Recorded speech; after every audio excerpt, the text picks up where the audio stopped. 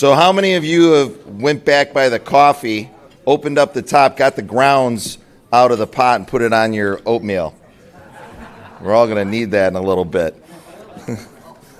My name is Bob Reiter, and I am president of the Chicago Federation of Labor. The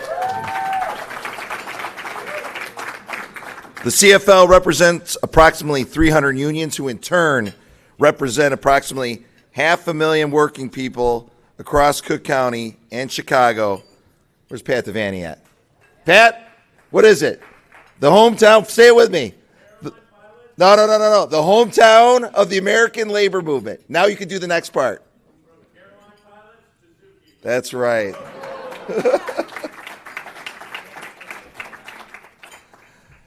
Thank you, everyone, for being here today.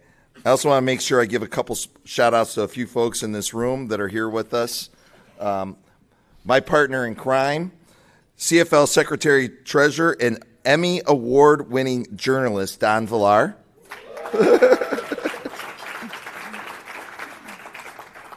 Of course, my good friend Pat Devaney from the Illinois AFL-CIO, and the guy you're going to hear from later today, Tim Drea. So I also have a few of my board members here today. They're still standing. Don Finn from IBW Local 134 and Joe Healy from the Labor Assistant Council. And I can tell you all, as someone who sees a lot of conventions come through town, this convention is 100% union strong. That's right.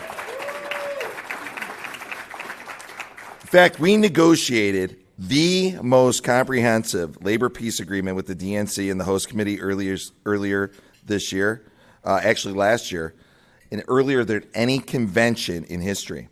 And I'd like to recognize my chief of staff, Nora K. Ryan, who is working this summer as the DNC's labor advisor.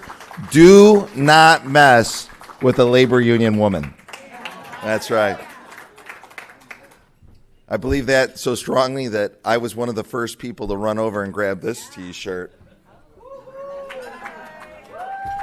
Labor union women, get it done.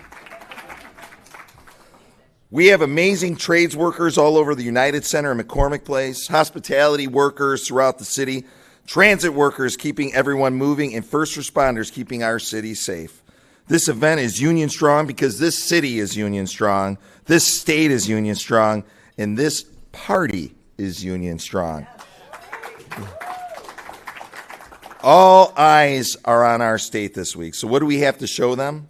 We'll show them how labor and Democrats work together to improve the lives of working people. We'll show them how we passed a constitutional amendment protecting workers' rights. We'll show them how we banned captive audience meetings in this state. And we'll show them how we raised the minimum wage, expanded paid leave, and put an end to last-minute schedule changes. And the other thing we're going to show them is that workers built this nation and workers build the future. We'll show them that is how you get things done. Our friends of labor, the Illinois Democrats in this room, are champions for the working people. While Republicans are focused on tax cuts to the billionaires, our friends of labor are breaking down barriers to uplift working families. Because Democrats understand working people, they understand the hardship and struggle some families endure to make ends meet. They know that when working families win, we all win. This week is all about building the future. And that future starts with electing our next president, Kamala Harris. And our union brother, vice president, soon to be vice president, definitely will be Vice President Tim Walz. The Harris-Walz ticket is absolutely going to help us continue the amazing progress we've made during the Biden administration. So I want to thank all of you for supporting the labor movement and fighting hard for working people in Illinois. Thank you for being here. Thank you for putting in the time and effort. And come November, I'll be saying thank you for helping to elect Kamala Harris and Tim Walz as the next President and Vice President of the United States. And I'm going to close with this. We started out with me and Pat with airline pilots as zookeepers. We have one of the most diverse labor movements in the country right here in Chicago. It's not just airline pilots as zookeepers, it's custodians, it's our hospitality workers here today. It's bricklayers, it's working musicians, it's people struggling to make ends meet and working 2 or 3 jobs. So I want to tell all of you Illinois Democrats, if you're a friend of labor, you're a friend of mine. Thank you.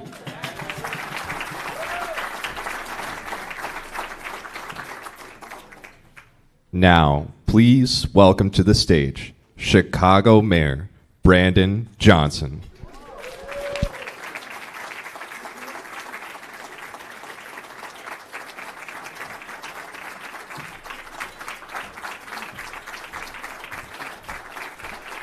Thank you so much. Thank you. Please be seated. Yes, I have my preacher raspy voice on today because you are in the most sanctified, most dynamic, greatest freaking city in the world, the city of Chicago. So congratulations to the state of Illinois, all of the leaders that are here. You know, it was almost 25 years ago when the country was under severe attack after 9/11, there was a new map that was drawn for the state of Illinois in 2000 that opened up lanes for more representation for working people.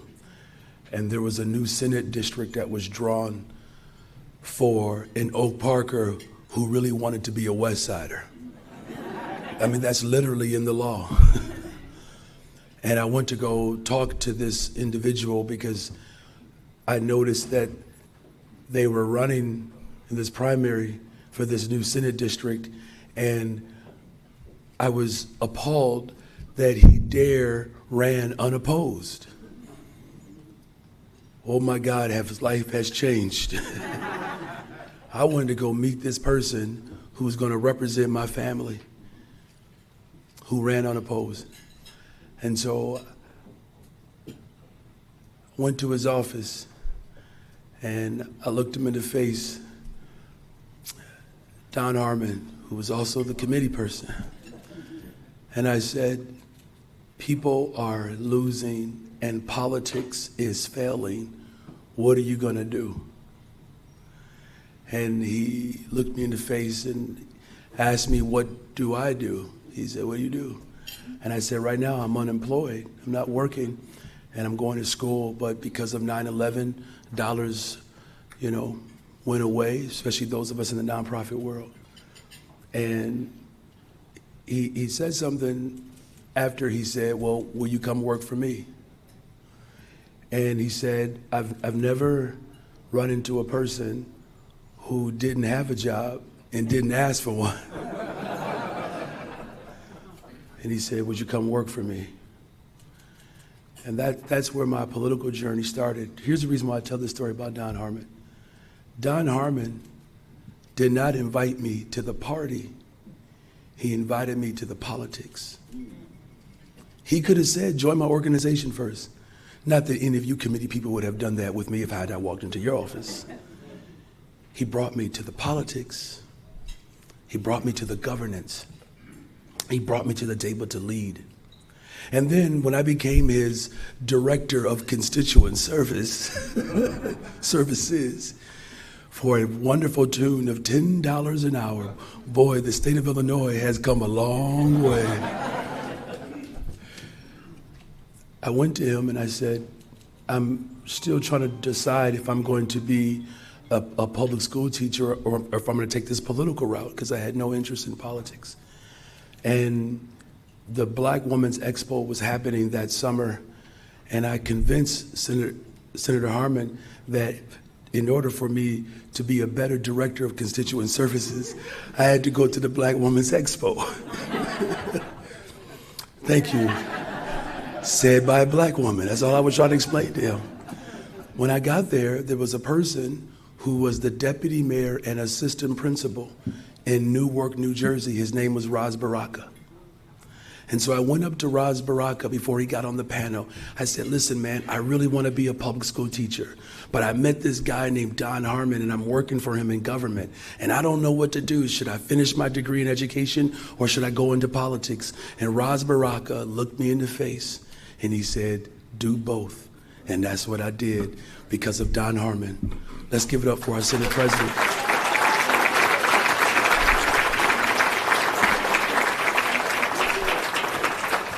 I say all that to say in closing, this is a room full of powerful leaders, elected leaders, labor leaders, civic leaders, clergy. In 2016, I was invited to my first DNC in Philadelphia. That's the last time we were together, y'all, physically. And when I got there and I got in the room, I saw all the people that I had either been organizing alongside of or maybe even organizing against. Now, look, I didn't start the fight. Some of the folks in the room had. I was just responding to that fight because public education was under attack, and so was public accommodations. And I thought, we're in a room full of Democrats. We gotta be better. I got into this because I wanted not a party to simply be better. I wanted our politics to be better because that's how I was introduced to this by Senate President Don Harmon. But I can tell you, when I look in this room today, the complexion and the direction of this room is a lot different than in 2016, and that's a good thing.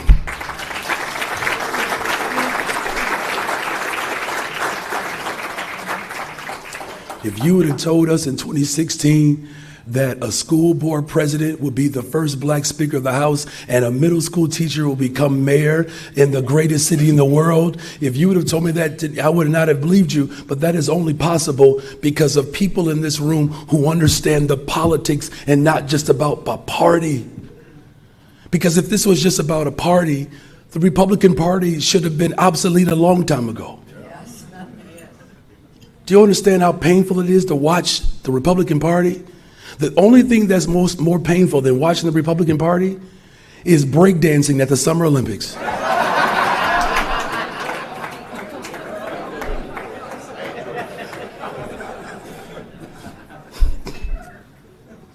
We got to get the politics right. That's why the investments that we're making in the state of Illinois and the transformation that's happening in Chicago is because we're getting the politics right.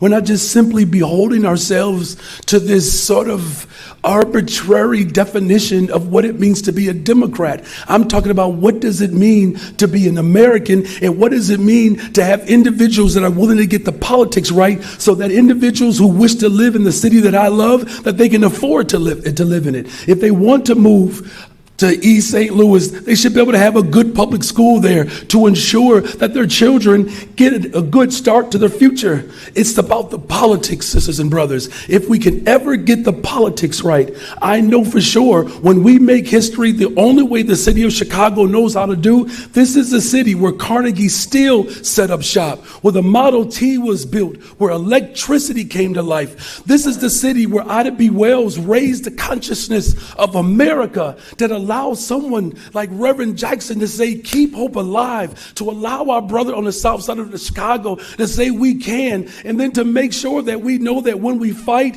we win. And Illinois is going to deliver history again when we launch the first black woman of Asian descent off to be the president of the United States of America.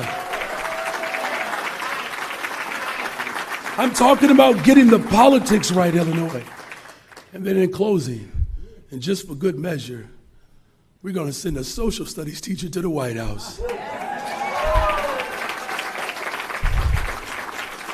Now, I'm not an English teacher. President Dan Montgomery is, but I think that's a double entendre.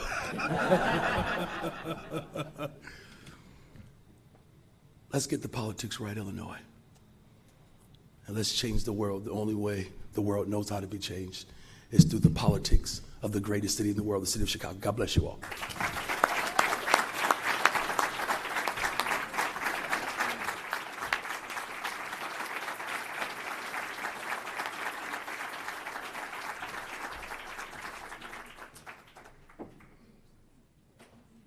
please welcome to the stage Illinois AFL-CIO Secretary-Treasurer Fred Redmond.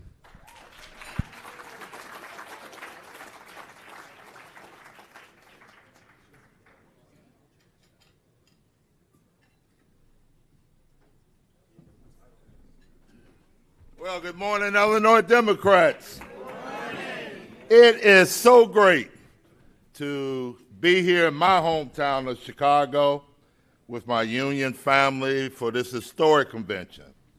And I want to thank Chairwoman Hernandez and the Democratic Party of Illinois for putting on this breakfast and allowing me to say a few words.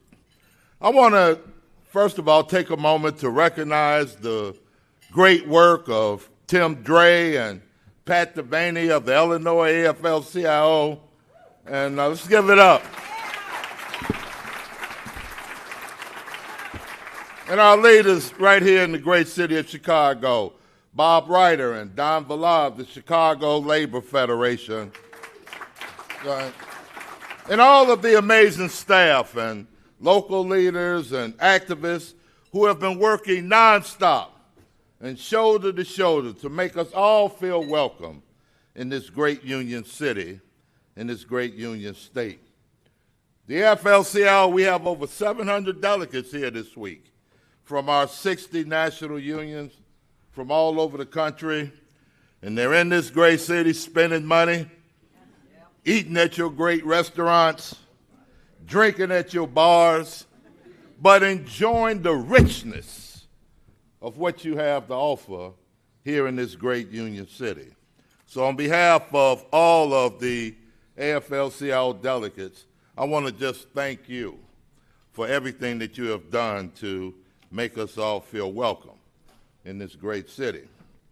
Look, at this convention and every day, American unions are speaking out for the issues and the policies and the programs that matters the most to working people and issues that will improve their lives.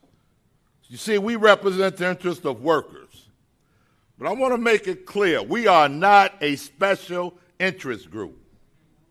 Okay, America's labor movement is about mainstream values, about the right to organize, dignity, respect, and a voice on the job.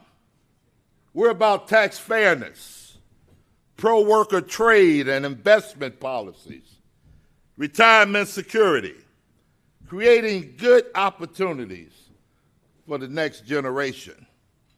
We're about being able to live and work safe and vibrant and prosperous communities across this country and building a future that is inclusive and just. You know, these are issues that the Democrats can and should be running on. Labor issues are normal issues, and more importantly, they're winning issues. And you have some great representatives in Washington, D.C., like Senator Durbin, who certainly knows that, and he grew up in a union household and has been standing with us ever since on organizing campaigns, on picket lines, and advancing legislation and policies in Washington that invest in workers here in Illinois and across the country. Great representatives come out of Illinois, like not just Senator Durbin, but Senator Duckworth. You see, these are people that recognizes that unions and collective bargaining are the single best way to make this economy work for everyone. That's right. That having unions, that's right. You see, having unions and working people at the table can help you shape and advance a legislative agenda that changes people's lives. And that's how we build power for workers. And Democrats and union members working shoulder to shoulder here in Illinois. you have delivered some big wins, and you should be proud. Expanding the rights of temp workers, expanding paid leave, enshrining the right to collective bargaining in the state constitution. That's right. And putting an end to captive audience meetings so that workers can exercise their right to organize, which our Governor Pritzker, signed a few weeks ago with our president from the AFL-CIO, Liz Schuler, and the Illinois labor movement at his side. Illinois, these are wins that improve the lives of working people. Wins that removes barriers to organizing. These are wins that strengthen our coalition and gets the country's largest and most effective movement for working people on your side. You know, we need all of our elected leaders to really look at Illinois, where the Democrats have proven time and time again that this party is one and one party for working people.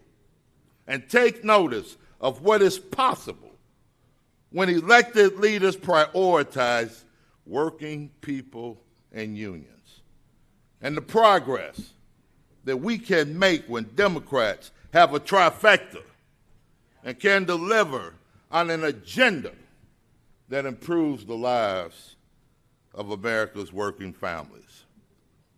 You see, I strongly believe that what's good for America workers is good for America. Period. That's it. And I learned that in my early years growing up in Chicago from people like Jan Schakowsky, my friend, who I know which side she was on. I didn't have to scratch my head or guess where Jan was at because I knew she was going to be on the side of working people. Illinois, you have delivered time and time again people who understand that we're one party, organized labor, Democrats, fighting the good fight for the people that matter, for the people who only desire in life is to share in the wealth that they help to create every day. And I am so proud to be from Illinois and proud of the legislative wins that you have accomplished by working together. And I know that Vice President Harris, she believes that too. And so does Governor Walz and the creative legislation that he have accomplished working with unions in the state of Minnesota. Politicians, activists who share our values. That's how we win. And the American labor movement is going to move heaven and earth to elect every pro-worker Democrat up and down the ballot. The labor movement, during this election cycle, we will be putting out the largest ground game in the history of the American labor movement. It's all on the line. We can't go back. We have to look forward. And we're going to flip the House and keep the Senate. Because it's important. It's important to the lives of everyday working people that we make this election about us, about the difference and the two Americas, the vision that they have and the righteousness that we possess. And that righteous vision of rolling up our sleeves, working hard, building an economy that works for all. Because, see, I believe that one day our children and our grandchildren is going to hold us all responsible, labor, Democrats, on how we responded at this moment in history. This election is about the future. and we're going to build on our progress. We're going to build on the incredible work of President Biden and his administration, and because of us and all of you in this room, we're going to shape a future that works for all of us. Everyone included, nobody left behind. Thank y'all very much.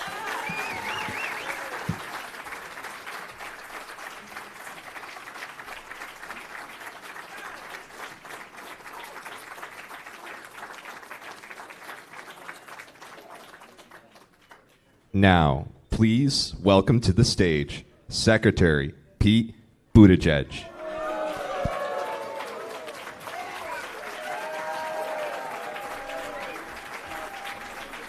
Good morning. Good morning, Illinois Democrats. How are we doing today? This is a fired up group. I love this. And I love being back in Chicago. Chicago's looking good today. It's bringing back a lot of memories for me. This is the first city I got to know when my father would occasionally take us up the toll road from South Bend, Indiana, to see what a big city looked like. And years later, this is where I got my first steady job and my first apartment that was above ground, which is pretty exciting. And then years after that, when I was mayor of South Bend, I started to fall for this cute DePaul graduate student, and would make a point of seeing him when I was drilling in the Navy Reserve unit up in Fort Sheridan, Great Lakes. And then I married him. Justin's right here.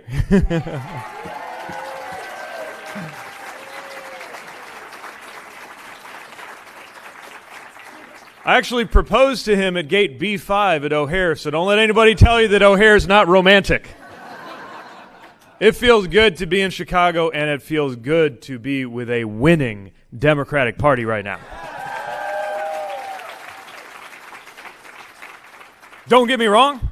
I saw our next president the other night, and she reminded me that we have to maintain the mentality of an underdog every step of the way. But the momentum is undeniable. The momentum is incredible. And I've been thinking about where that momentum is coming from.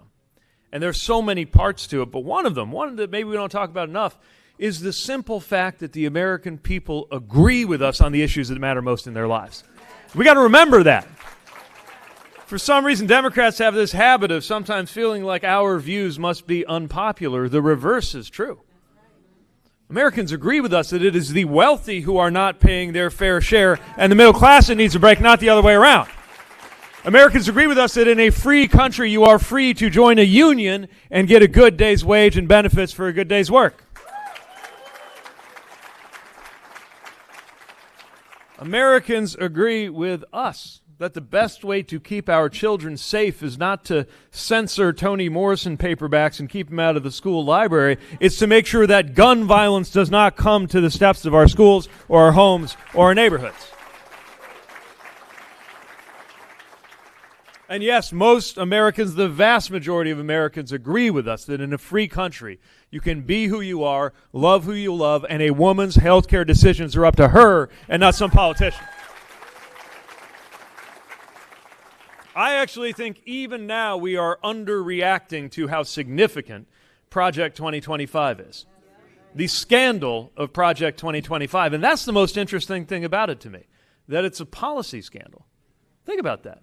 The biggest scandal facing the Republican Party right now, the one that they're actually afraid of, the thing that has them cowering and distancing themselves and making up excuses and doing damage control. It's not some criminal cover-up, although they've got one of those going on too. It's not some sex scandal, although it's the simple fact that somebody actually wrote down all of their policies and plans, and it turns out their policies and plans are wildly unpopular, and the American people would rather go the direction we want to lead them when it comes to issues.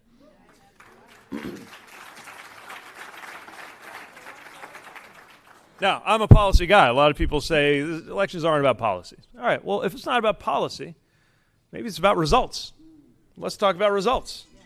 Especially because I keep hearing a lot about crime. President Trump went to Michigan yesterday, gave a speech on crime. As if we're going to forget that he's a convicted criminal running against a prosecutor. And just as importantly, as if we're going to forget that crime was higher on his watch. Why would we want to go back to that? You know, if you think about it in terms of results, even for those folks, look, I think the definition of a good economy is the ability of working people to get by. But for our more conservative friends who think of the definition of the economy more as the Dow Jones and the S&P, fine, let's do that. Guess what? Stock market is doing better now than it was under Donald Trump. Why would we want to go back to that? Let alone the manufacturing recession that we experienced under Donald Trump. Why would we want to go back? And most of all, why would we want to go back to the chaos that we experienced under Donald Trump? So if it's not about policies, if it's not about results, then let's just talk about what it felt like to be an American then. And let's talk about what it feels like to be in that convention hall right now. Which would you rather be part of? Would you rather be part of the politics of darkness and grievance and anger? That was getting old the first time. And as the great Chicagoan President Obama reminded us last night, the sequel is usually worse. I mean, they changed up the cast a little bit, but I'm not sure that's an improvement. At least Mike Pence was kind of polite. J.D. Vance represents doubling down on the negativity. I mean, a guy who, childless cat, I'm a dog guy with 2 kids, and I'm offended by that. That's just not a way to reach out to the American people. We can do so much better, and we are doing so much better, not only with our extraordinary next President of the United States, but with our next Vice President of the United States, a Midwesterner, Tim Walz.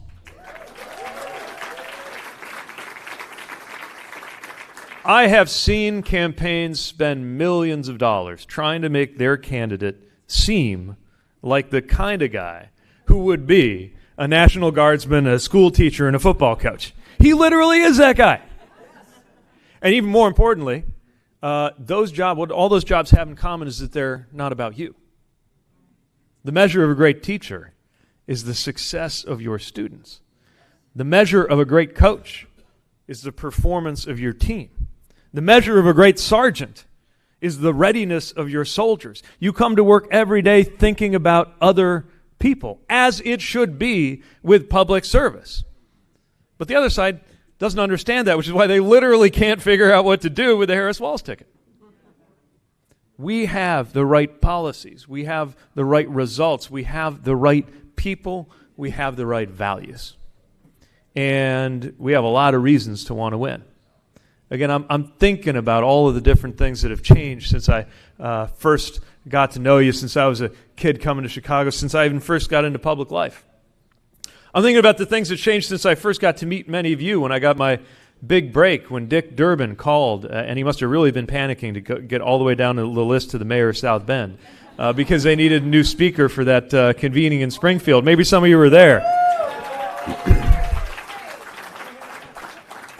Probably the biggest thing that's changed for me since those days was 3 years ago when Chasten and I got this phone call that changed our lives, because right after that phone call, I jumped on a plane, he got in the car, and the next day we were holding in our arms our newborns, our son and daughter, now 3-year-olds, Gus and Penelope. They have changed our lives. Can't wait to introduce them to Chicago, by the way. They weren't quite ready this time. They're incredible. Every parent knows it. It changes everything. Our day begins at first light. I don't mean sunrise. I mean first, like astronomical twilight, first light.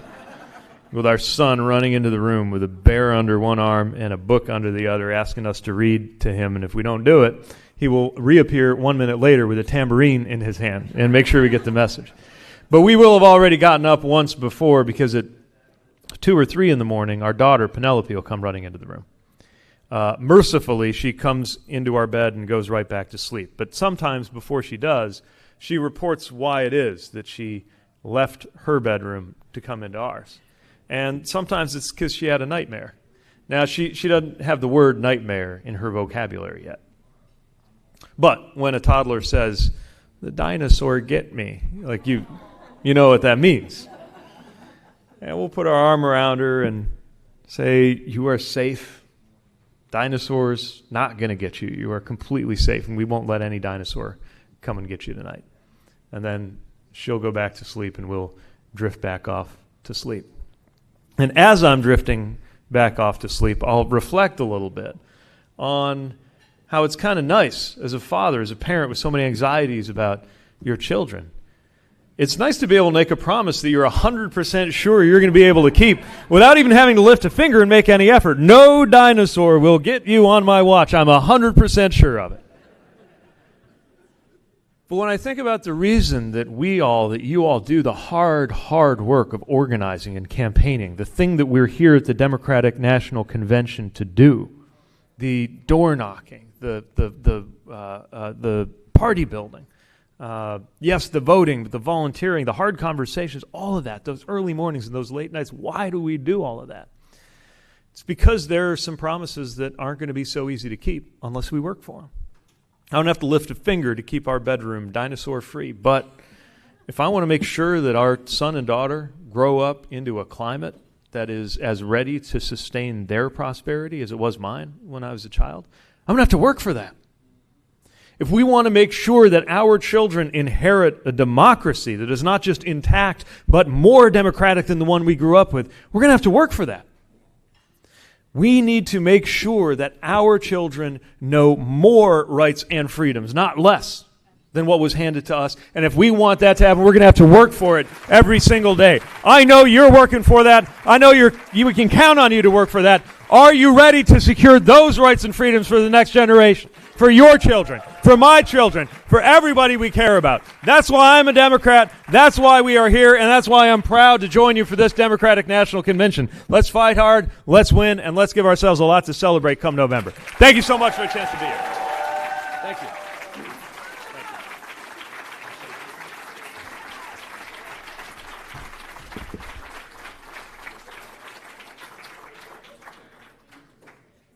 Please welcome to the stage Illinois Attorney General Kwame Raoul.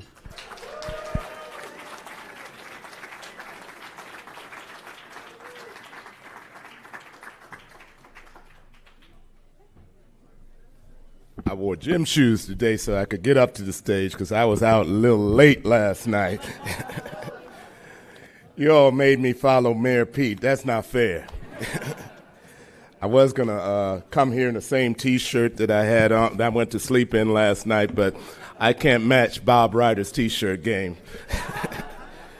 Good morning, Illinois Democrats. How are y'all this morning? Did y'all have your coffee? The only thing that Mayor Pete didn't do, he didn't match Miguel Cardona yesterday in having a hip-hop reference. So, he went back to Black Sheep yesterday. Y'all remember that? Me with the help of my successor, Robert Peters over there. We're gonna reference. We're gonna take it. He took us to the '90s. I'm taking you back to 2024. Kendrick Lamar. They not like us. They not like us. They not like us. The MAGA Republicans are not like us. I'm fired up that the country has descended on our great city of Chicago. I hosted a party for my fellow AGs last night, and Dilla, the urban historian, gave a great history of Chicago, but I'm going to give you all a little bit. In 1778, Jean-Baptiste Point du Sable, a black man born in Haiti, settled on the north bank of the Chicago River, where it meant this wilderness lake that we now call Lake Michigan. He understood that that site could be a place of trade and exchange between cultures. The year prior, I know Dave Kaler is here, in Peoria, Illinois, he had married a woman from the Potawatomi tribe. Centuries later, DuSable's dream of rich and prosperous diversity has blossomed into a city of 77 diverse communities. You see, in Chicago and in Illinois, because of Democrat leadership, we embrace diversity. As a state senator, under John Culleton's leadership at the time, I sponsored a bill called the Illinois Voting Rights Act that goes far beyond the federal Voting Rights Act. As a result, we have a legislature with an Asian American caucus, a bigger Latino caucus, a bigger black caucus, because we believe in Illinois that diversity is not a bad word.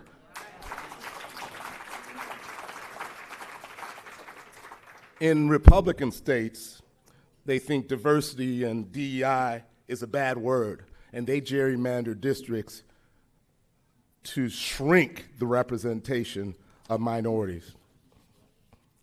Let me tell you something about those states. Senator Peters, they not like us. They not like us. They are not like us. You know, in 1960, another man of Haitian origin settled here in Chicago, my father. He worked 30 years serving as a community physician. He never turned back a patient for their inability to pay.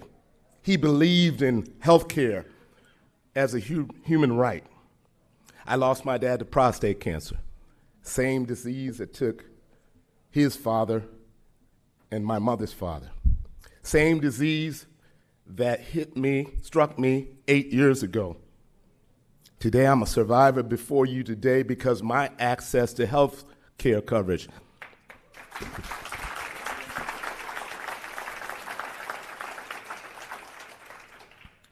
I'm not confused that we have access to health care as a standard employment benefit because of unions. Now, the Republican AGs, they have sued relentlessly to take access to health care away. And guess what? Y'all know, they not like us.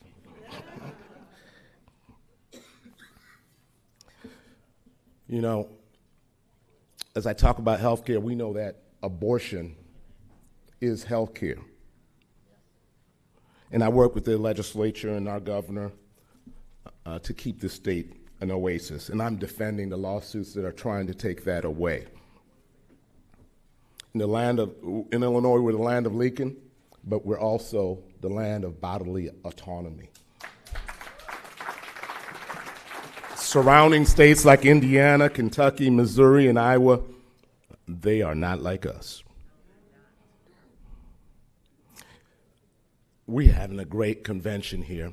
And what I realize, we're having a great convention, as mentioned earlier, because we have great workers in the city of Chicago.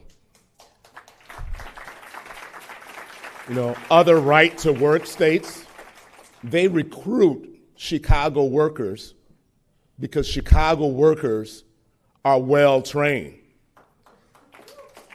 They are well-trained because we embrace a prevailing wage that incentivizes training.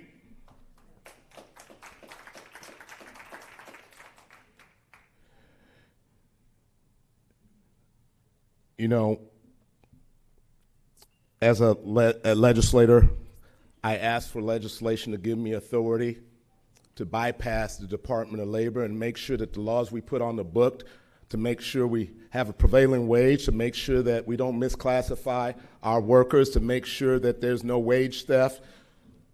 A Republican governor vetoed the bill when I passed it. The first thing I asked the legislature to do when I became Attorney General is pass it again, because I knew J.B. Pritzker would sign the bill.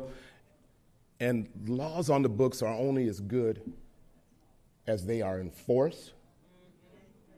And y'all better believe the Illinois Attorney General's office is enforcing these laws. We've had successful investigations throughout the state. We have returned overtime pay to workers in Bloomington. We're investigating those who are engaging in fraud and misclassification in Chicago, in the suburbs, and throughout our state. Right-to-work states Again, they are not like us. I'm proud to preside over an office that values our working families. Let me tell you, I'm proud of all of you all who contribute to making this state a great one for working families.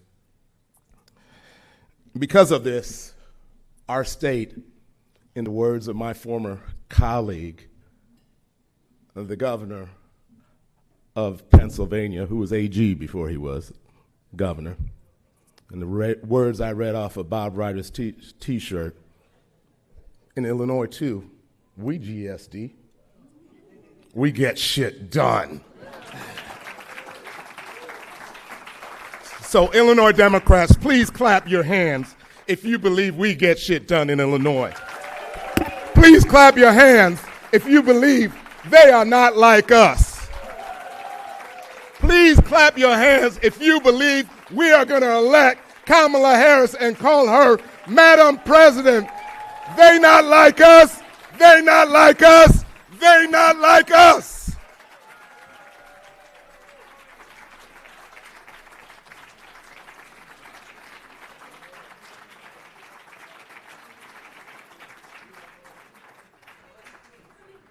Now, please welcome to the stage President of the Illinois AFL-CIO, Tim Drea. Good morning. Good morning, everyone. First I'd like to recognize a couple people. Hannah over here has had to corral all these speakers all week long, and that's got to be a tough job. So, Hannah. And then I also want to follow the lead of Secretary Buttigieg, and I'm doing this because it's smart. I want to recognize my life partner, Elizabeth, that's in the crowd today, too. Elizabeth. That's smart, Pam. So welcome here. I am proud to come to Chicago today. I am actually from the Illinois 13th Congressional District. Senator Doris Turner is my senator, and Nikki Baczynski is my congresswoman. And I'd also like to take a cue today from President Harmon and Speaker Welch. Would all the union members in the room please stand up? There we go. Yeah. Now, I want to say there's quite a few of them that's probably working overtime today, and they're not here. So, hey, I want to tell you something about some union members that people don't normally think about union members, but the members of the Chicago Red Stars, the players, are members of the National Women's Soccer League Player Association. Yeah, union, AFL-CIO union members, the Chicago Red Stars. So we've been talking a lot of shit today, right? But on Sunday night, Liz Schuler, Fred Redmond, who you heard earlier, had an opening reception here. And it was about working women, and the theme was union women get shit done. So I want to tell you about the Red Stars. Two of the Red Stars, Mallory Swanson, kicked the winning goal to bring home the gold, and Alyssa Nahar saved so many goals. So it goes to prove Chicago women union members get the gold and get the shit done. Yeah. So we've had two great nights here at the convention, two great nights. Joe Biden cemented his legacy by bringing the nation back from COVID, pandemic, making historic investments in infrastructure, creating millions of jobs, lowering the price of prescription drugs, all the things that Americans want. We all knew 4 years ago that Joe Biden was the real deal. And history will be kind to him, especially when you think about half of his term has had a batshit crazy House of Representatives. 15 ballots to elect the speaker, and then 3, 4, 5, 6 months in, they said we're going to get a new one. It took forever, and they have not done anything. So Joe Biden has got shit done with a crazy Congress. House, our Senate's good. So, and I'm biased, I really am, but the Illinois delegation, you ought to give yourselves a hand. It was on fire last night during the roll call of states. On fire. Very, very proud. And those compelling speeches of the Obamas, Michelle and Barack Obama, inspiring. Those speeches challenge us to do better, to be better, to do better, and to do something. But I was watching them last night, just watching them, and I thought, two thoughts came to mind. At the RNC last month, there were no former presidents, no former vice presidents, or even a wife of a candidate spoke to the Republican National Convention. That's crazy. And then the contrast between Barack Obama and Hulk Hogan. Can you it's like, what? I don't understand it. It's just like, boom. Anyway. So because of the work of the Biden-Harris administration, and we have to, Kamala Harris, she's a true partner in this agenda of Joe Biden because she broke the tie-breaking votes in the Senate to get the shit done. But I want to tell you, I want to say this. I really do. This has been a really, really big week for labor, and very, very much appreciated. And it's heartwarming. But Pat Devaney and I know, working with the CFL, we know that our collective efforts, we're just one little aspect of this great Democratic Party, and it's the collective efforts of us working with so many people, suburban women, gay and lesbian, LGBT community, black and brown communities, coming together, solving our differences, coming together and saying, what can we do to move this country forward? So that coalition in 2022, that coalition made history by Illinois becoming the only state in the country that has an amendment, a section of the Constitution that respects workers' rights. We made history in 2022.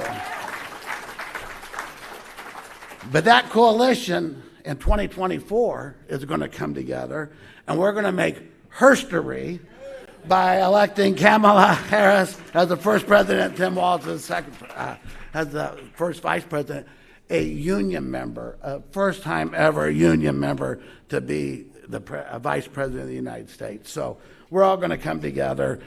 And, Mayor Pete, Secretary Buttigieg did a great job today, and I just want to say, what he went through. He's a Rhodes Scholar, a veteran of the U.S. Navy, a mayor of a Midwestern city, and he became Secretary of Transportation, one of the biggest agencies in the federal government, and he became a target by the far right, not because he's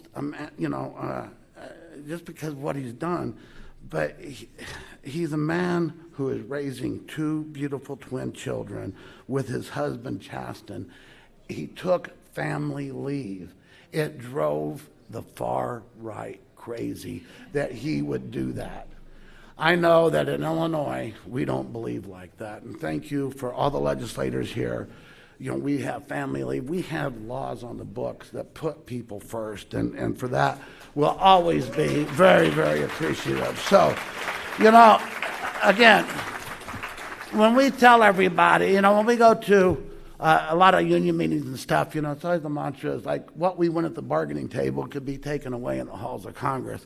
But what Speaker Welch and President Harmon and Governor of the state of Illinois, Kwame Raoul, what they have done for labor can't be taken away with a hostile administration. So let's all work together. Let's turn this country around. Let's keep moving forward, and let's get shit done. Thank you.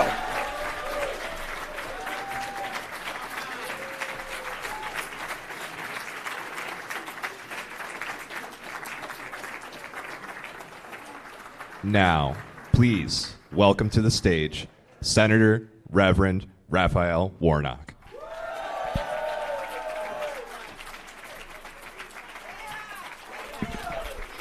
Well, hello, everybody. Good morning, Illinois.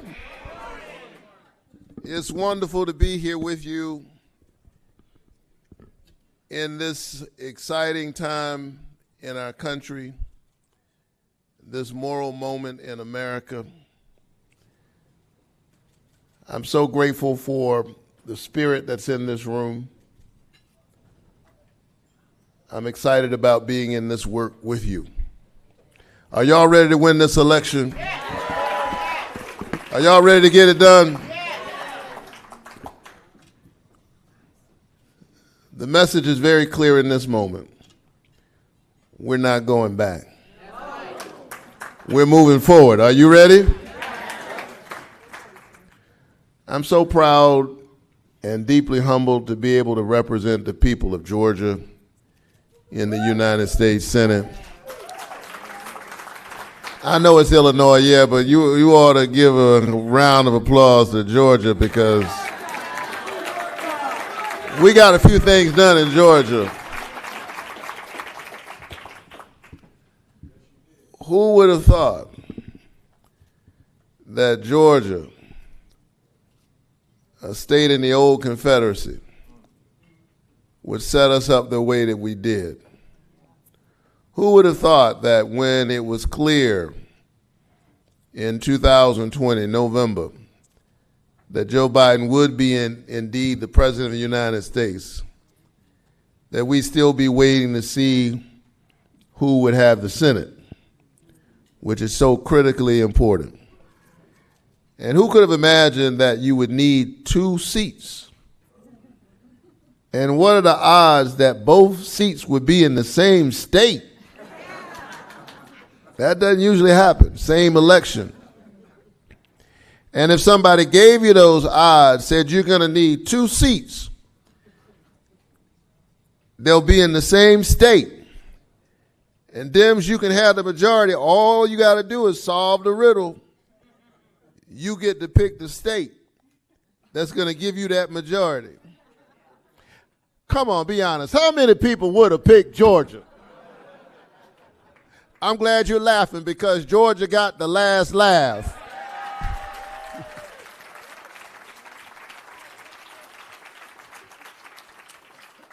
And as a result of that, we are all here together. And we are positioned for yet another win. We're going to win this election. We're going to send Kamala Harris and Tim Walz to the White House. And we're going to win up and down the ballot. We're going to maintain our majority in the Senate and flip the House so we can actually get something done. The House is so important. Congressman, it's so good to see you. Thank you for your leadership.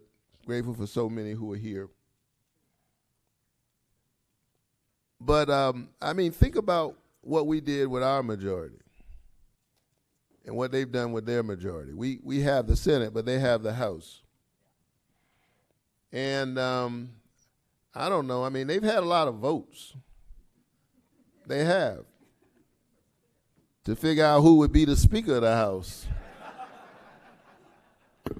I mean, that's record-setting voting that they did to figure out who would be the Speaker.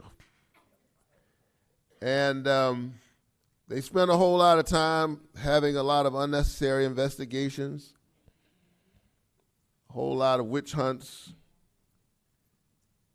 But when we got our majority, we passed the American Rescue Plan, which contained within it support for our cities and our towns.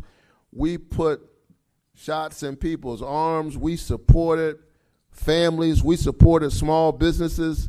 And we passed the expanded child tax credit, which is the single largest tax cut for middle and working class families in American history. We passed a bipartisan infrastructure bill, and even though it was bipartisan, most Republicans didn't vote for it. They just showed up for the ribbon cuttings in their states. We invested in American manufacturing through the CHIPS and the Science Bill. We passed the largest veterans benefit bill in a generation. It's called the PACT Act, because we understand that those who fight for us should not have to fight with us for basic benefits. We passed the Inflation Reduction Act without a single Republican vote. The largest investment in clean energy in American history. And also in that same bill, capping the cost of prescription drugs, including my bill, which capped the cost of insulin for seniors to no more than $35 of out-of-pocket costs. We took on Big Pharma, and the truth is that insulin cap ought to be permanent. That insulin cap, the insulin cap ought to apply not just to seniors, is what I meant to say. It ought to apply to folks who have insurance and folks who do not have insurance, because insulin should not be expensive.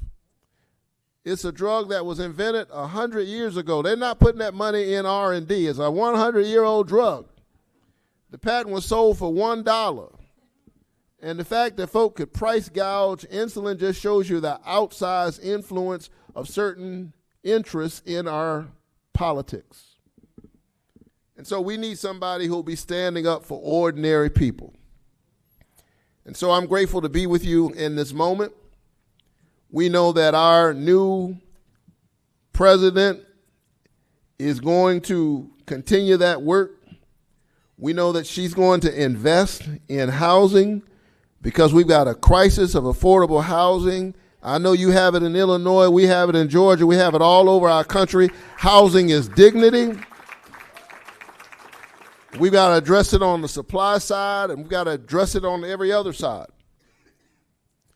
And I just want you to know that we've got to keep staying this fight between now and November. Don't let up for a moment. Don't take anything for granted.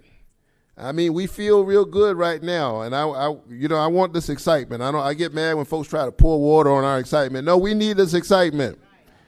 But when we come down from this mountaintop, we got to go down in the valley and do the work. Are you ready to do the work? Are you ready to knock on doors? Are you ready to call your friends? Are you ready to write some checks?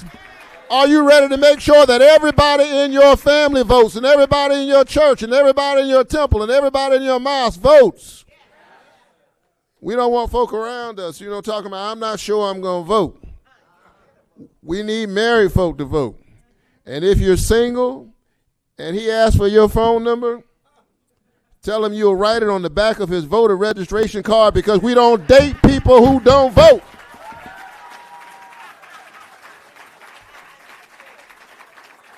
We don't even date people who don't vote, because a vote is a kind of prayer for the world we desire for ourselves and for our children. And our prayers are stronger when we pray together. So let's pray with our hands and our feet. Let's pray with our lips and with our legs. And let's keep this momentum going, because you never know.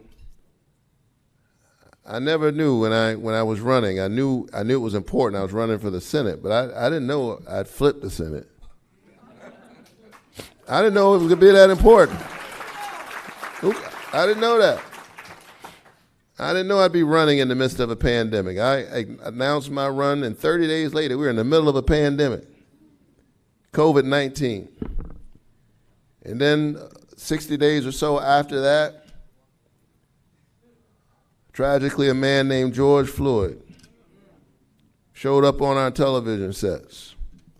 So there we were, faced with COVID-19. And then once again, we found ourselves wrestling with this old virus I call COVID-16-19.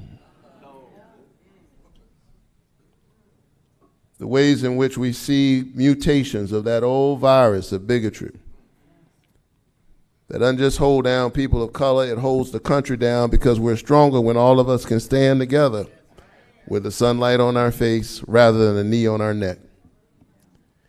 But I thought, I'm a pastor. I said, this is what God does. Here I am in the middle of this race and all the things that I've been trying to address, inequities in health care, inequities in our criminal justice system, trying to give our children a voice, build a community, what Dr. King called the beloved community that embraces all of us. All of that came into sharp focus in the midst of my race. And then one of my parishioners died. You may have heard of him, the great John Lewis.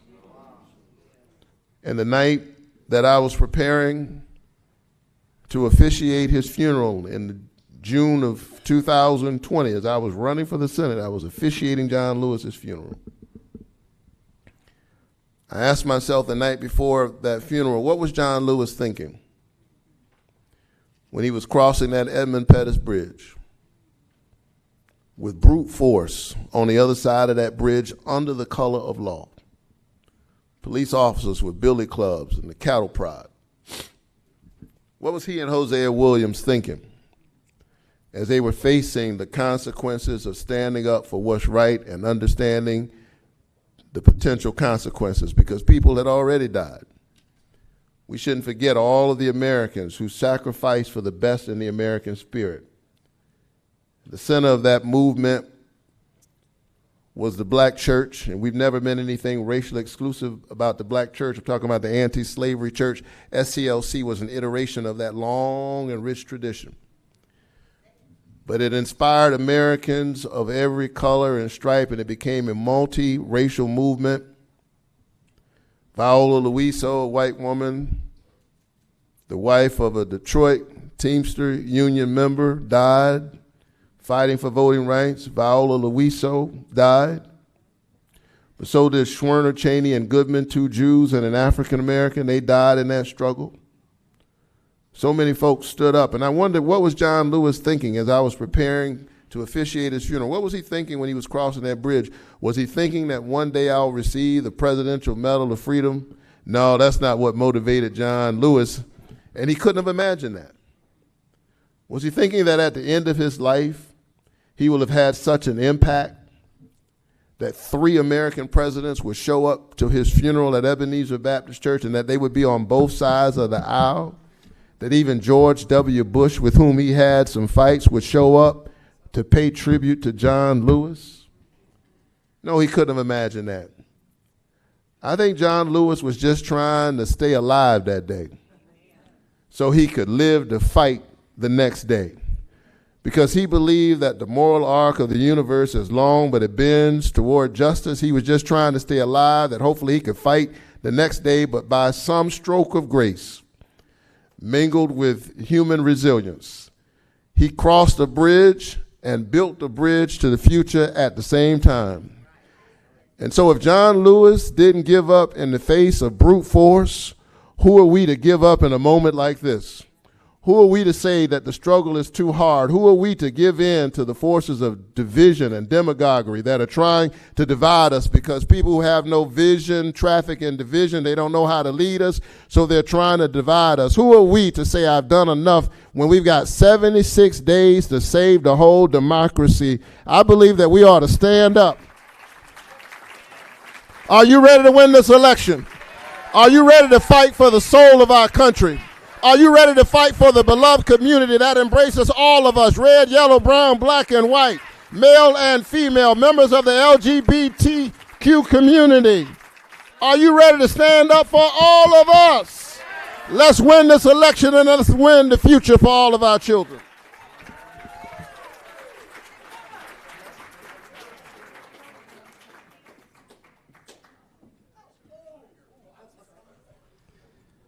Please welcome to the stage President of the Iron Workers International Union, Eric Dean.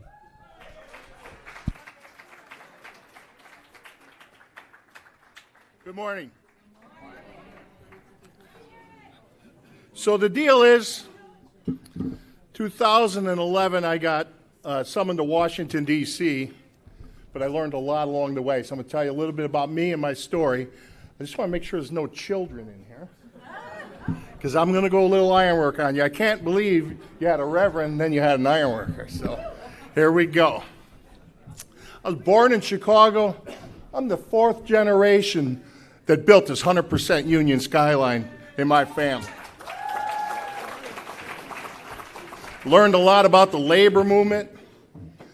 I learned a lot from labor leaders about what not to do and what needs to be done. You see, our union was formed against some of the largest steel producers in this country. We didn't start with Hank's House of Handrail. We started with steel producers that were building skyscrapers and bridges, and they didn't want us. So the ironworkers learned how to fight. Anyone who knows the building trades know we're kind of goofy that way, but we like to fight, and we're fighters. So we've been fighting for a lot of different things. So let me get to my remarks, and then I'm going to show you a little bit about where I'm at. My son is a 5th generation. I have 3 children, 2 daughters. I have 6 grandchildren and 2 granddaughters.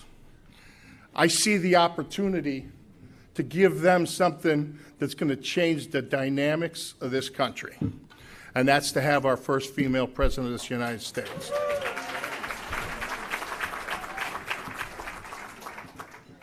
So when I went from Chicago to Washington, I found out we don't have that same mutual respect between labor and elected officials. I think we have our relevance and we earn that respect, but we needed to take the things that happen here and make it happen in other places. So being from Chicago, you know, we vote early and often, or we used to. We were the first construction union to endorse Joe Biden. I forged a very close relationship with President Biden, and I am a Biden-Harris disciple. And so I couldn't believe 3 hours after President Biden made his announcement, he called me. And he said, Eric, you've been fighting for me. When I ran in Delaware, the ironworkers were one of the first unions with me. You were with me before the Iowa caucus. He said, I need you to fight for Kamala and make her the next president of the United States, because ironworkers, if you notice, there's no jobs unfinished. We finished the job. There we go. And we got a job to finish. We got to get Kamala Harris and Tim Walz elected. And so here's where it goes. We're going to fight, and we're going to do things that we need to do. We've had people in the blue wall since May. I come from the blue wall. In fact, they put fluoride in our drinking water in Chicago, and they put Democrat concentrate, and I've been a Cook County Democrat my whole life. But I'm going to tell you, I'm not going back, and I'm going to fight not to go back. Our 12 unions in this state will not go back. Our leadership team moved quickly. I called President Schuler and I asked her, don't leave any wiggle room. Convene a meeting as fast as possible so we can endorse Kamala. She called the meeting the next day. I pledged my support as a DNC member. I said, if you're whip counting labor votes, count me in. I don't have to ask my union who I'm voting for. I do have to ask them for the permission to endorse her for the next president. I convened my board, and we endorsed within a couple days. The building trades moved, the AFL moved, and I have never seen movement like this so fast. People usually sit on their hands. They give yeah buts. There is no yeah buts. So I'm not going backwards. I'm not going to return to that bullshit from the Great Pumpkin. There's no children, right? Yeah. Yeah. We're not going to scapegoat immigrants, attack labor standards, get more shitty judges, disrespect people who have a different idea of prosperity, lifting up working people. For our members, for my daughter, for my son, my granddaughters, my grandsons, I'm asking you to leave no stone unturned. And we got to get every neighbor. See, ironworkers, we coach Little League. We build buildings. We go bowling. We hang around in a few saloons. Wherever you go, you need to be talking about this election, and you can't leave any stone unturned.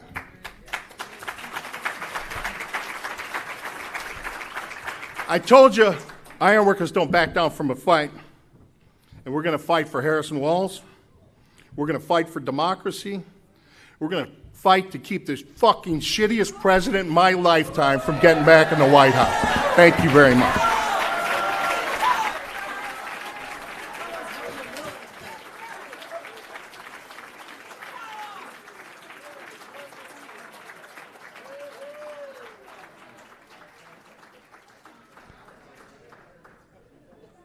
Please welcome to the stage Equity Director for Climate Jobs Illinois, Chynna Hampton.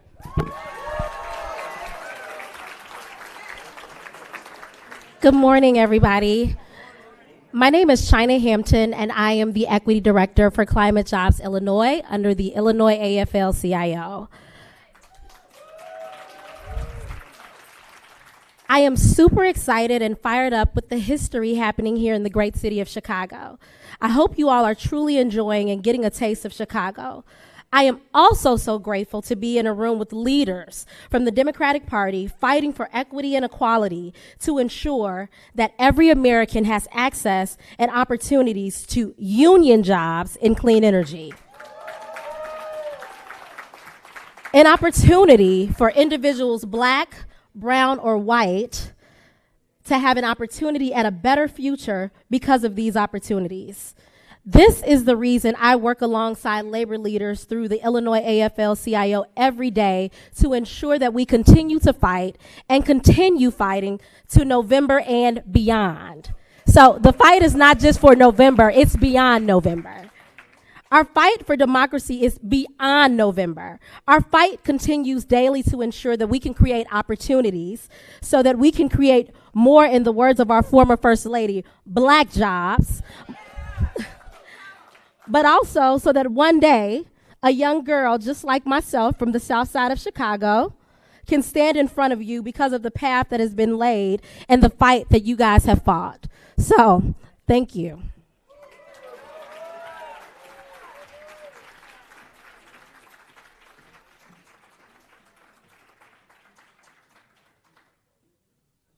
Please welcome to the stage State Central Committeeman for the 16th District, John Daniel.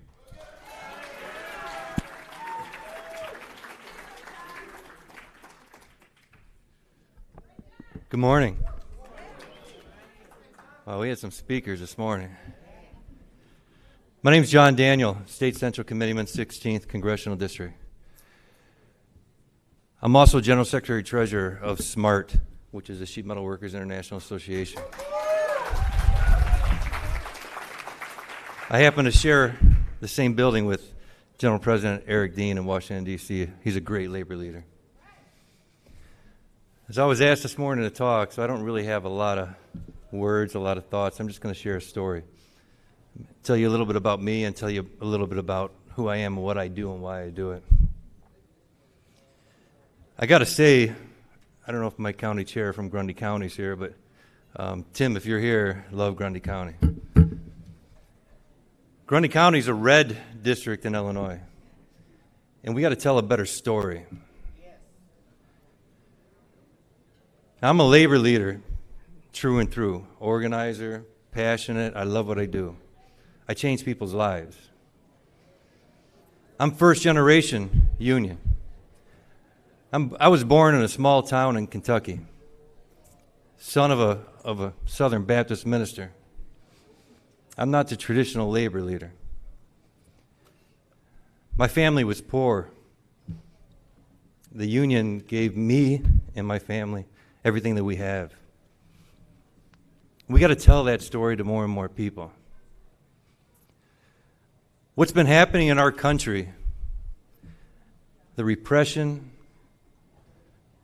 the disrespect that's been painted on organized labor, it's embarrassing.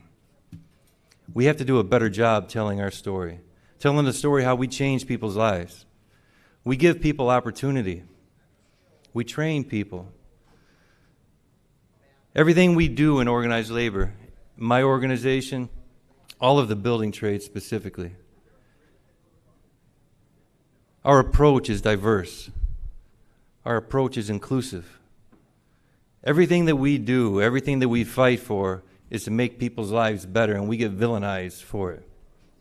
We have to do a better job telling our story. I couldn't be more proud to be here with you this morning, to be a delegate to elect the first female president. I was there. I was a delegate for Hillary Clinton as well, and I was proud to be a delegate of Hillary, and it broke my heart when the news came through that she lost. It broke my heart because she was the right person. She lost to a scab who fights us every day. What I need each and every person in this room, whether you come from a strong Democratic area or a weak Democratic area, whether you're from the state of Illinois or you're from Wisconsin, Minnesota, Pennsylvania, you got family in Wisconsin, Minnesota, Pennsylvania. We got to tell our story about how we have the opportunity to change people's lives. We have the opportunity to recruit people, give them a pathway to the middle class, give them a sustainable income, give them insurance. But we have to have a leader at the top that believes in organized labor. We had that with Joe Biden. The people around Joe Biden have built the opportunity that's in front of us. Investing in our country, infrastructure. The infrastructure spending that's happening in our country right now has created thousands of new opportunities. My international union has grown 15,000 people in the past year and a half. That's directly because of Joe Biden and his policies. We've raised 15,000 people across this country into a better life for themselves and their family. We have a story to tell, ladies and gentlemen. We've got to be loud. We can't let the people that hate us, we can't let them pick us apart, right? I mean, I get questioned all the time because I'm that middle-aged white guy, labor leader. They just look at me and they villainize me because I'm that stereotypical person. But if they listen to me, if they see me, I'm not that person. I believe that everyone should have the chance to join a union. I believe that everyone has a chance. Everyone should have a chance to raise their families, to love who they love. The more diverse my union is, the stronger my union is. The more ideas that come to the table when we're negotiating, the stronger the employers are that we work for. It's not complicated. It's real simple. Give people opportunity to grow. Give people opportunity to take care of themselves, to raise their family. That builds community. That builds a country that will make us all stronger.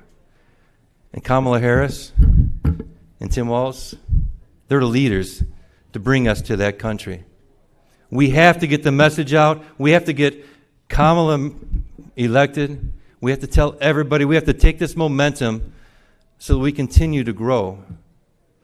We're at a unique moment in our history. It's a generational shift right now that we have to seize that opportunity. I've been a member 33, 34 years. You can see the gray hair. I've been around a while. And I got a beautiful wife of 31 years. None of the grays from her. Maybe my three boys.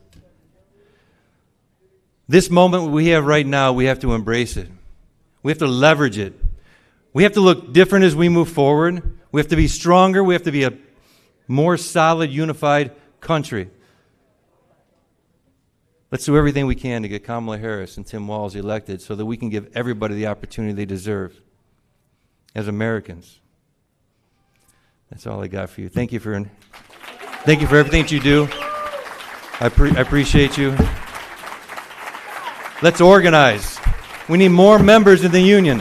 We need more people voting. We need to look different, stronger, united. Thank you.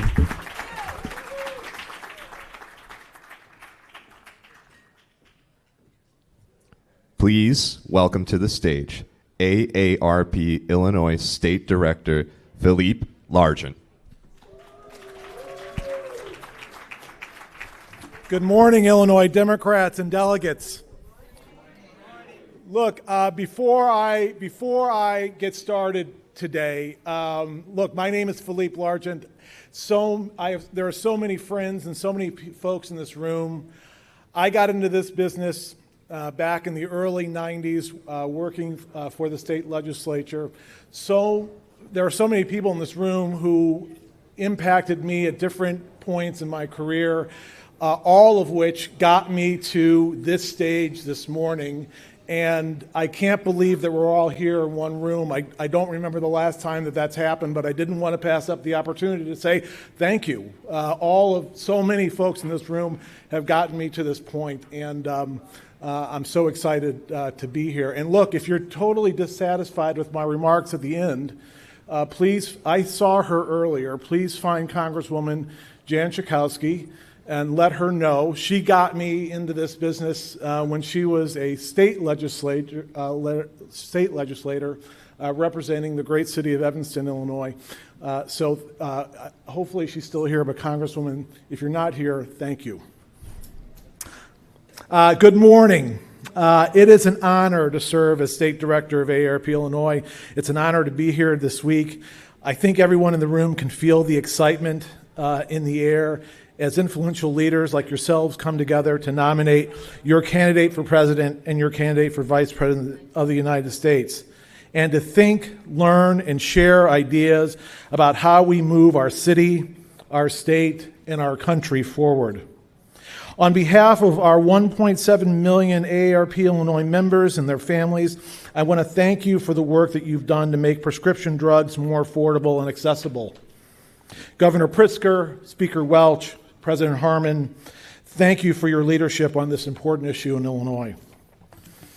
At the federal level, because of the incredible support of the Illinois congressional delegation, the Democrats in the Illinois congressional delegation, Medicare can now negotiate prices on 10 of the most expensive drugs in the formulary, saving beneficiaries and the federal government billions.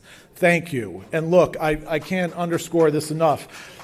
The folks that are in this room made that happen. This has been AARP's biggest issue, and it happened because of the folks who are in this room, and I cannot possibly thank you enough. Thank you. Here in Illinois, the support of the Illinois General Assembly members, our state has been one of the leaders in capping insulin costs alongside the $35 federal cap on drugs within Medicare. This is a great start. However, every day, AARP staff hear stories from our older adults and their families about having to choose between buying medicine or paying for other necessities like food, utilities, or housing. Congress and state legislatures can still do more to deliver relief from skyrocketing costs of prescription drugs, like creating a prescription drug affordability board in Illinois, an effort that's championed by State Assistant Majority Leader Dave Kaler. Don't know if Senator Kaler's in the room. State Representative Nabila Saeed and other older adults can't wait any longer for price relief they need and deserve. Another area that we're working on that we are in desperate need of state and federal leadership is family caregiving. America's more than 48 million caregivers, 1 in 5 voters, need more common sense solutions that save them time and money and get them the support that they need as they assist their older parents, spouses, siblings, and grandparents and other loved ones so that they can live independently in their homes the way they want to age, where they want to age. In Illinois, and these are research facts from AARP, in Illinois, 1.3 million unpaid family caregivers provide $21 billion in unpaid caregiving costs. $21 billion. Illinois family caregivers are the backbone of our long-term care system, helping with everything from buying groceries to managing medications to bathing and dressing, often putting their finances and jobs at risk. Nationally, caregivers provide $600 billion annually in unpaid labor on average and spend more than $7,200 per year on out-of-pocket expenses This year, thanks to State Representative Anna Moeller, State House Assistant Majority Leader Camille Lilly, and Senator Selena Villanueva, critical legislation like the Illinois Caregiver Portal, an online one-stop shop for family caregivers, has already been passed, but much more needs to be done. We need to pass a caregiver tax credit in Illinois. We need to adopt the Credit for Caring Act at the federal level. We need to improve access to family caregiver training, expand access to family caregiver support and respite services. Additionally, as you all know very, very well, AARP is fighting to protect and save Social Security so Americans get the money they've earned. Americans, Illinoisans work hard to pay into the Social Security. It's their money. Thank you. Let's make sure it's there for them when they need it. If action isn't taken within the next 10 years to protect Social Security and save Social Security, it could be cut by 20%. That's an average of $4,000 per year per beneficiary. We need a bipartisan solution to protect and save Social Security for generations to come. Folks, these are the issues that matter the most to older adults, who also happen to be the largest group of voters on Election Day. Older adults will decide this election. Data from the Illinois March primary proves my point. According to the Chicago Board of Election, 67% of the total votes cast in the 2024 March primary were from voters, people aged 45 plus and up, 67%. Ongoing AARP research also shows that older women voters can sway elections and shape the political landscape of the 2024 elections. Ideologically diverse, women 50 plus share common concerns about the economy, our nation's political divide, and the overall future of the country, echoing findings from our fall 2023 focus groups. Given that women 50 plus have consistently been the largest voting bloc by age and gender in the last 4 national elections, their importance in the upcoming election cannot be overstated. Ladies and gentlemen, let me speak plain. If you are on the ballot this November and seeking elected office, and if you aren't speaking to issues that affect older adults, you're doing it wrong. Thank you again for this opportunity to be with you during this historic moment. Thank you for keeping the priorities of older adults top of mind as you engage in meaningful discussions this week with other leaders. Older adults are counting on you. And if you address their biggest concerns, you'll be able to count on them too in November. Thank you very, very much.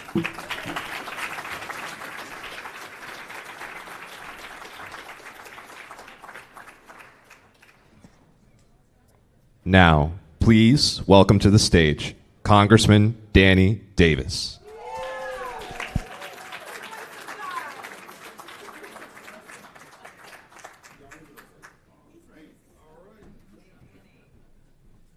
Well, thank you. Thank you very much. You know, as I listened all morning, I was thinking of one of my favorite expressions, and it simply says, freedom, freedom over me. Before I be a slave, I'll be dead and buried in my grave and gone home to my Lord and be free. Let me thank all of organized labor for not only sponsoring us this week, for not only serving us this week, but for being the difference for millions and millions of Americans from a low quality of life to the ideas of hope, possibility, and sustained engagement and involvement. Bob, I spent some time in the Boy Scouts too. 13 years as the chairman of the dynamic Austin district. But I learned something, and I'm going to use a little bit of it.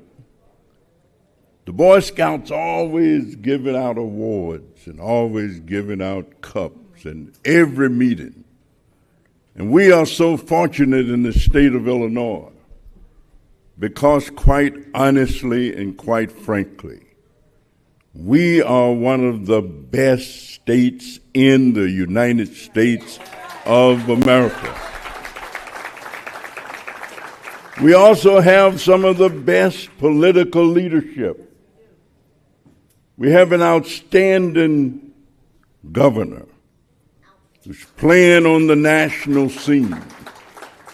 Everybody knows what he and the legislature have done for our state.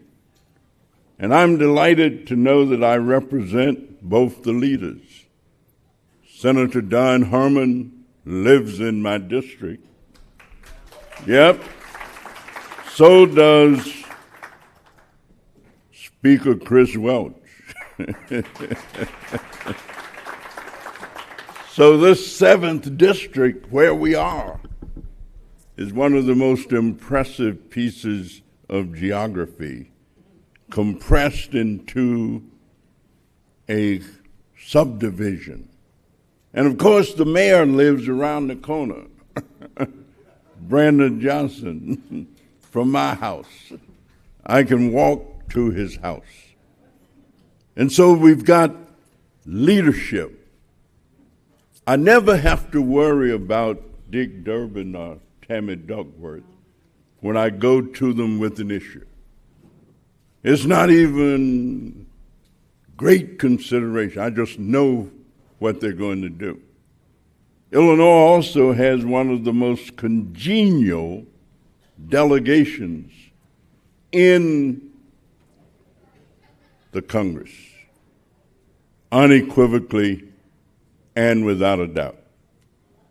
I serve on the Ways and Means Committee, and all the things we say that we want, it is our responsibility to figure out how to pay for it. How to pay for it. Where do you get the money from? Which means that taxation must be fair, and those who got the most need to be paying the most. Them that's got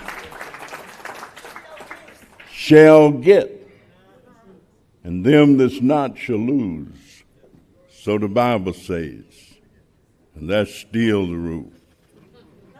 Mama may have, Papa may have, but God bless the child. People who know that we need fair wages. $7.50 ain't enough in places where that's what it is. It ain't even close to being enough. And when the other side, I agree with the Attorney General, no, they ain't like us. Not when they talk about cutting Social Security. Not when they talk about cutting Medicare and Medicaid. We talk about expanding the Affordable Care Act. And I agree that it is indeed great and symbolic that we're going to elect the first woman president of the United States, and her running mate, Tim Walsh. Know them both, have worked with both. They both have great character and great understanding of the needs of the American people. But it's not just the symbolism. Look what we're going to get when we elect them. We can make sure that every child in this country have access to early childhood education. Every child. We can make sure that we have a child tax credit like the ones we did in 2021 that reduce child poverty in this country by 50%. By 50%. I want to thank Secretary Buttigieg. Yeah, we did all right with the infrastructure stuff. We need to do more, but $17 billion wasn't no chump change that Illinois got. So all we've got to do is take everything that we've heard, put it into a package, and make it happen, because Trump and the Trumpeteers are trying to take us back to no affirmative action, trying to take us back, no women's right to choose, trying to take us back, no real money for low and moderate income people. So I want to thank Lisa Hernandez for the tremendous leadership she has shown. We are ready to roll and rock.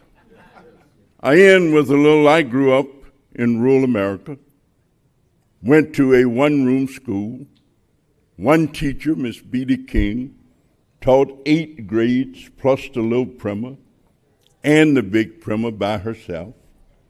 We never went to school more than 5 months out of a year. That's what the system, Glenn, was like. But you know, I've met 7 presidents and worked with 7 presidents, even some Republicans. The little town I grew up in had 267 people. They still have 267 people. I managed to go to college, didn't have a lot of money. Matter of fact, I had $20. And I had a $50 scholarship. State of Arkansas at that time gave each high school one $50 scholarship for the valedictorian. I was not the valedictorian. But the woman who was, since she didn't go to college, so I asked if I could have her scholarship. And they said yes. So I managed to get it. But growing up in the South, those of us who migrated to big cities like Chicago, we often go home and visit and family reunions. And so I went home. My wife had fallen and broke her ankle, and she couldn't go. And so I ran into one of my former friends, and we decided to reminisce a little bit and went out walking. There's a bayou, you know, where you go across. The infrastructure money hadn't gotten there yet, so they didn't have no bridge. And so you had to walk a plank across the water. I walked across, and she was coming along and fell in the water. And she fell in the water, and she was going down, and she says, "Oh, Danny, save me." And so I reached down to grab her by her leg, and her toenails came off. And I thought I had her, but she slipped off. And she said, "Save me, save me." So I grabbed her by her arm, and her artificial arm came off. And she says, "Save me, save me." I said, "Honey," I grabbed her by her hair. And of course her wig came off. And she going down and hollering, "Save me, save me." I said, "Honey, if I'm going to save you, you got to stick together." And so all that we have to do as Democrats, if we want to save our democracy, if we want to save America, all that we really got to do is stick together, and we will save America and make America that country that's never been, but the country we know will be Save America.